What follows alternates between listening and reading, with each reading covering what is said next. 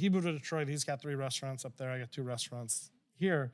And he told me like one time, my dad went up to visit him and he was eating at the restaurant. And, and he was leaving and he was talking to my buddy Joe. And he's like, hey, man, great meal. He goes, I got to say, he goes, no one is prouder of you and Joe than me. He's like, I'm so proud of you guys. What you've done is incredible. He goes, but I got to say, when you're both living in my fucking basement, if you would have asked me if I thought either one of you going to make it, I would have said absolutely not.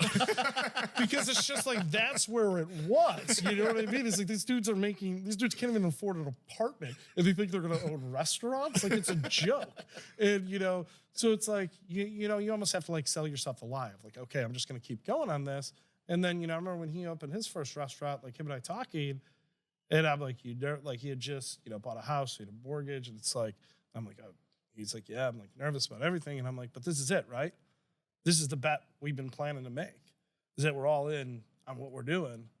And like, it's either going to work and everything's okay, or if it doesn't work, like everything's going to be fucked. Like, you know what I mean? It's not just one thing's going to be fucked. It's like going to be fucked on the mortgage, going to be fucked on the restaurant, and then we'll just start over and have to figure it out. And that's kind of like what, we have to tell ourselves. It's like going into these businesses and going into these ventures.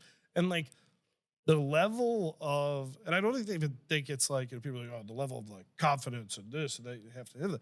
It's a level of vulnerability that I think people are terrified of and don't understand. Is that like, you're saying, I'm going to completely put myself out there. And for me, it's like, I'm going to completely put myself out there every day. It's something I created. I'm going to give access to it to the general public, and they're going to get to have an opinion about it. Whether they're informed, not informed, whatever. If you walk through the door and you have money in your pocket, you can eat my food and you'd be like, this fucking sucks. And even if doesn't matter if I think you're wrong.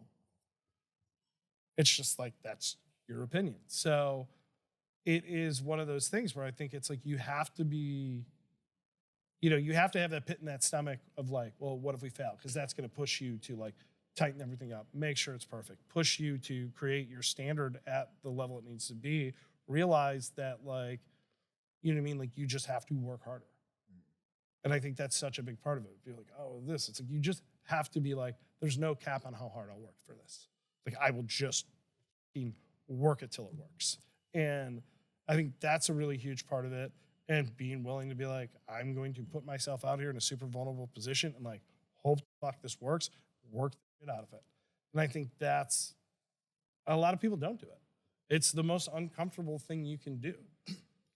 The element of the unknown, what's going to happen, that usually deters a lot of people from pursuing their dream because they get in their own headspace, the what ifs, right? Right. Well, what if this fails? It's like, well, yeah, I don't have a safety net. It's not like I can be like, oh, yeah, it's like, it's like trust fund or whatever to like fall back on. It's like, this is f***ed. Like, it's like, but at the same time, I'm like, okay, well, we came from making $10 an hour. So it's like, when we got here, if you had to run it back again, you'd run it back again. Right. And you'd start from a better spot, right? But so it's like, you kind of have to, you hedge it in your head that way. So it's one of those weird things where it's like, I understand why people don't do it. I understand why people don't want to do it. I understand why people do it once and then they're just like, get burned on it. And they're like, never again, I don't want this. And I think, you see a lot of like, at least in, my industry, a lot of chefs where it's like, when you're 25, you're like, I want to own my own restaurant. I want my small restaurant. I want control of this. And then a lot of times you hit 30 and you're like, when you start seeing, the numbers, the inner workings, what it takes, the stress on owners, all these things, you're like, is that what I want? Or do I like this umbrella of, everything might be my problem. Everything's not like totally my problem. Right. Where it's like, if this place closes tomorrow, I just leave and get another job.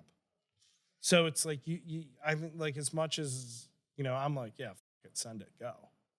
Like, I get why people don't.